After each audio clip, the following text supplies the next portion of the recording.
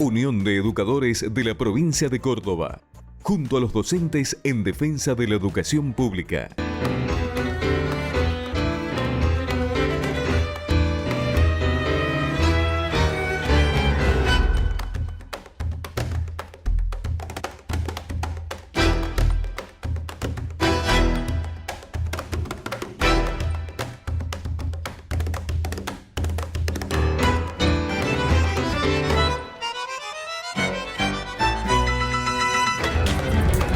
Muy bienvenidos a una nueva edición de Principio Activo Salud y Sociedad.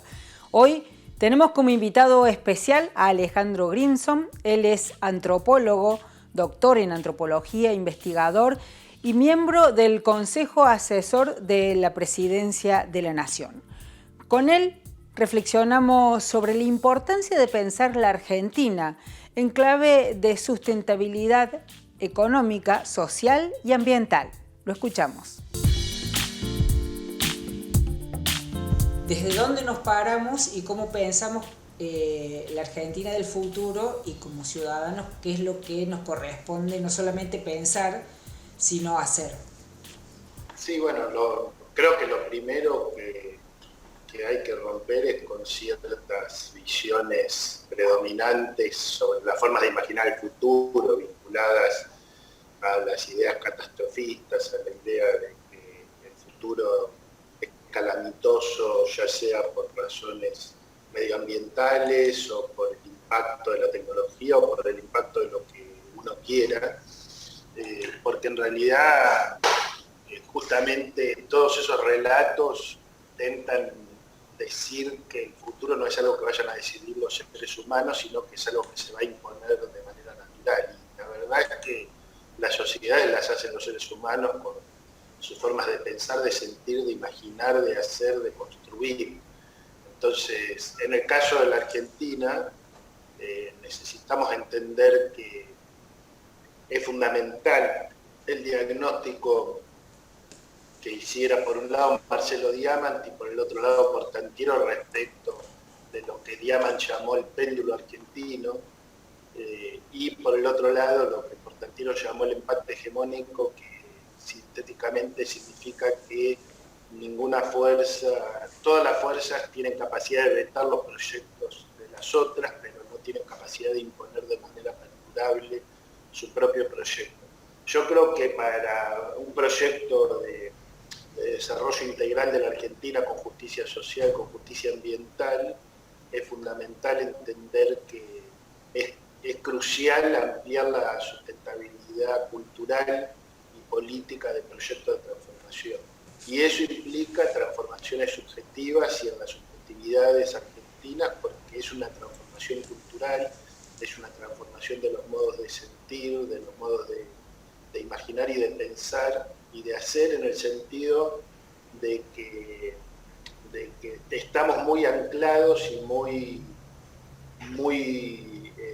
anclados en la palabra a ciertas formas que tienen que ver con la experiencia histórica, por lo menos desde la dictadura, pero probablemente más allá, en el sentido del grado de imposición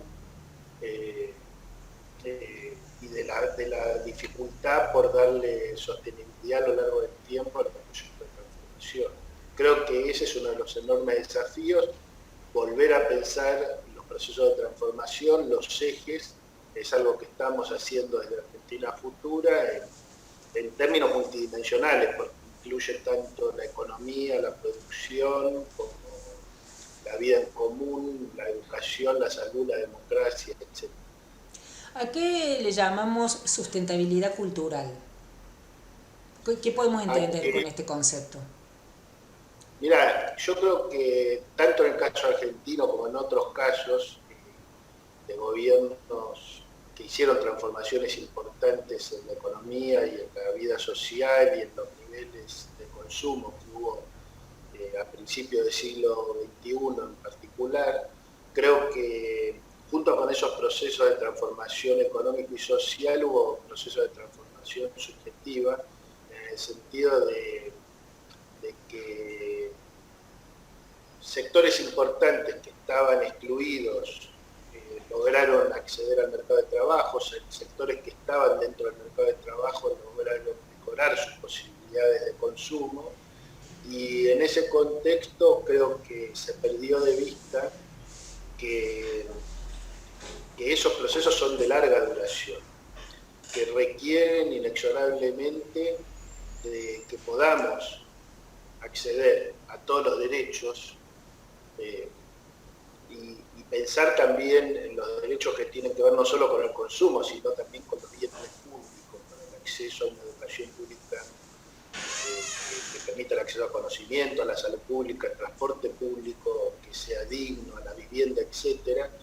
Y creo que esa transformación de alguna manera vino ralentizada en comparación con las transformaciones de la estructura económica y social, y eso implicó que se dieran condiciones muy duras de las crisis que se dieron hacia mitad de la década pasada. Hay un anclaje que no se logró, que es básicamente que los debates acerca del futuro sean debates dentro de límites que planteen que no podemos repetir experiencias de endeudamiento brutal, experiencias de exclusión, experiencias de aumento de la pobreza, etc., ¿no?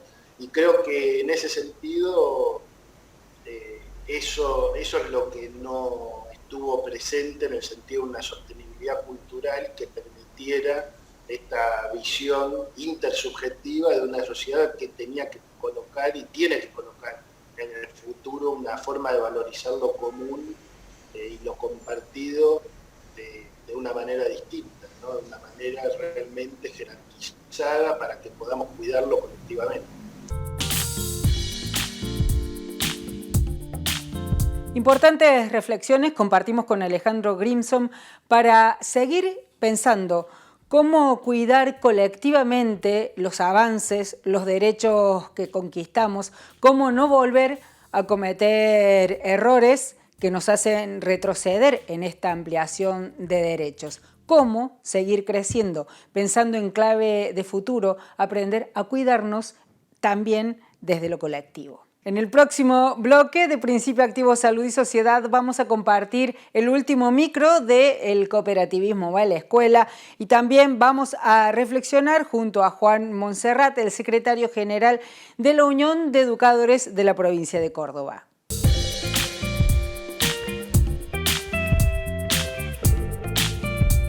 Unión de Educadores de la provincia de Córdoba, junto a los docentes en defensa de la educación pública. Obra social del personal de la industria gráfica de la provincia de Córdoba. Defendemos el sistema solidario de atención de la salud. La salud es un derecho, no un negocio. Seguimos en Principio Activo, Salud y Sociedad, y había quedado pendiente la historia de estos chicos que se están organizando para conseguir fondos para su viaje de estudio, y había un niño rebelde que lo tenía todo.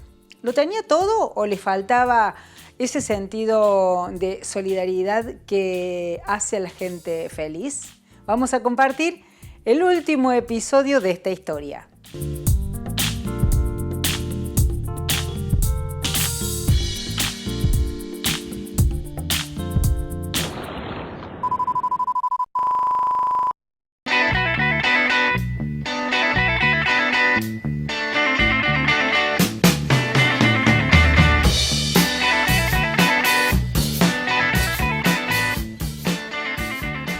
Che, hola. Me di cuenta de que no me gusta estar solo. Así no voy a llegar a ningún lado. ¿Los puedo ayudar?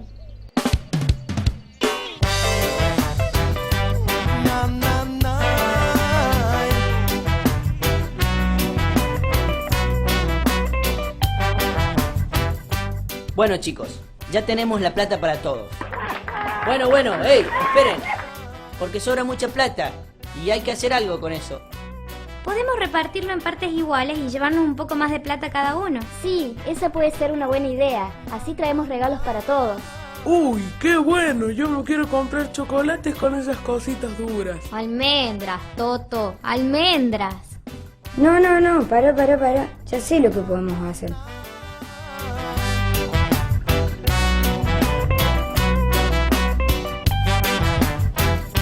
¿Para dónde correr si no podés escaparte así?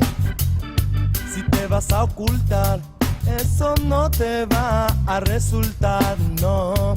El tiempo dirá, cada uno a su juego otra vez. Ellos querrán separarnos todo el tiempo, un poco más. Y para eso están desinformándonos, politizando todo lo que nos están dando. El tiempo dirá y seremos recordados por pelearla más. Y ellos querrán separarnos todo el tiempo, querrán separarnos todo el tiempo. Ellos querrán separarnos todo el tiempo, un poco más, sí. Y eso no será tan fácil, no. Uno a uno haciendo frente.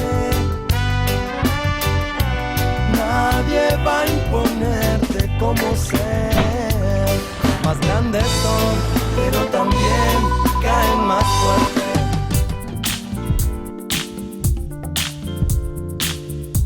Podemos compartir muchas reflexiones en torno a este emotivo final.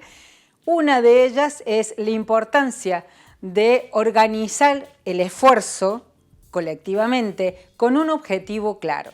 La pandemia vino a profundizar una situación laboral que venía precarizada. Con Juan Monserrat, secretario general de la UPC, Unión de Educadores de la provincia de Córdoba, reflexionábamos sobre el rol fundamental que tienen los trabajadores, no solamente para salir de pandemia, sino para pensar estas nuevas formas de organizarnos para seguir profundizando derechos.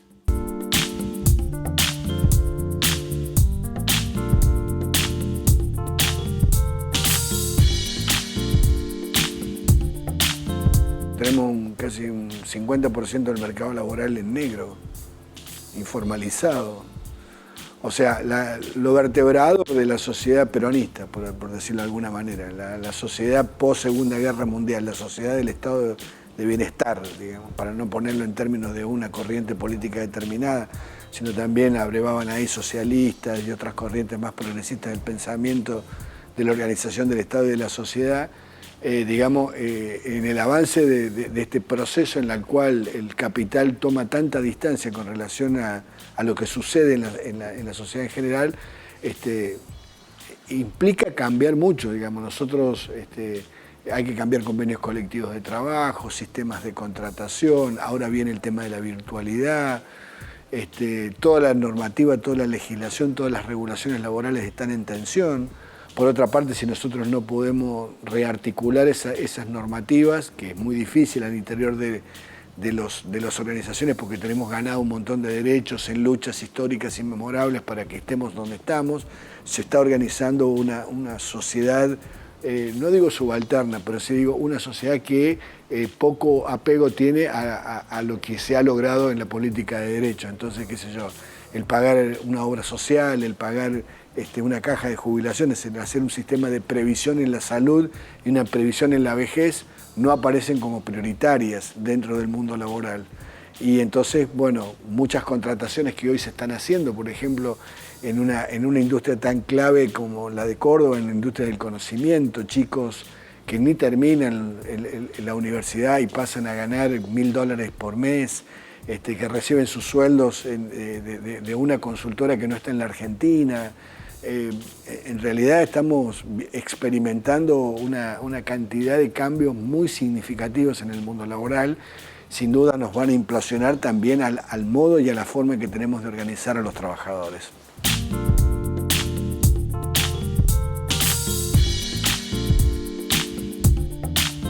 Un desafío más que debemos asumir como sociedad, cómo organizarnos los trabajadores para hacer propuestas superadoras que nos lleven a seguir avanzando en la dignidad. En el próximo y último bloque de Principio Activo Salud y Sociedad compartimos como siempre el micro de economía feminista a cargo de la magíster Melissa Luc.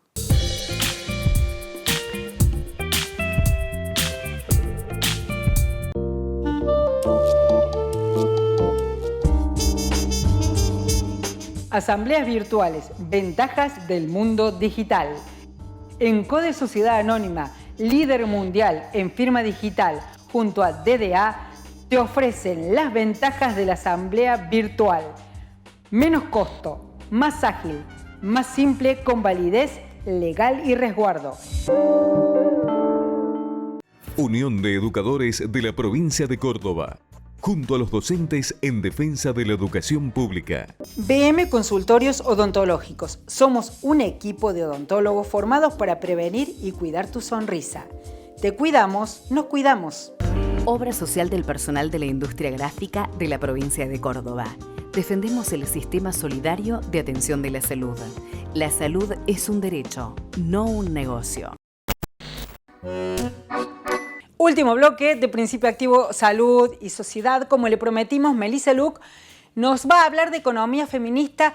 En esta oportunidad nos va a explicar la importancia del cupo laboral trans, además de cómo se distribuyen y los incentivos que existen para las empresas privadas. Hola a todos y a todas. De nuevo, Melissa Luc hablándoles de economía feminista. Hoy les quiero hablar un poquito más sobre la ley de cupo laboral trans que se aprobó y la cual me pone muy feliz, porque en realidad se ha estado diciendo mucho sobre esa ley. En particular, lo más importante es que esta ley habilita a que 1% de los cargos públicos sean destinados a este colectivo, el 1% de los cargos públicos a nivel nacional, pero en realidad se dice poco sobre los incentivos que hay detrás de esta ley para otras posibilidades del colectivo. En un primer lugar, se contempla incentivos económicos al sector privado para que contraten gente de esta población, pero además va a haber un apoyo financiero muy grande para los proyectos que estén llevados a cabo por la población trans. Además, hay varias cosas que son muy interesantes porque la ley contempla que este colectivo no ha tenido la posibilidad de terminar ni el primario ni el secundario. Por lo tanto, se les va a dar la posibilidad de que sean contratados sin haber terminado ni el primario ni el secundario, con los incentivos después para que puedan terminarlo. Esto no solamente es una oportunidad laboral para el colectivo, sino es una oportunidad para poder terminar con la educación obligatoria de Argentina y la obligatoria por derecho, digamos, que tenemos los individuos, que es terminar el secundario, al mismo tiempo que lo pueden hacer mientras trabajan, que eso es algo que este colectivo realmente nunca tuvo esa posibilidad. Y por último, es interesante que además tengamos en cuenta que la ley estipula que para el siguiente año va a haber 2.500 nuevos puestos de trabajo para esta población, lo cual no es un dato menor, sabiendo las posibilidades que han tenido a lo largo de toda su vida, a las cosas a las que han sido expuestos y por sobre todo a la marginación y discriminación que el Estado y la sociedad ha hecho siempre para con ellos.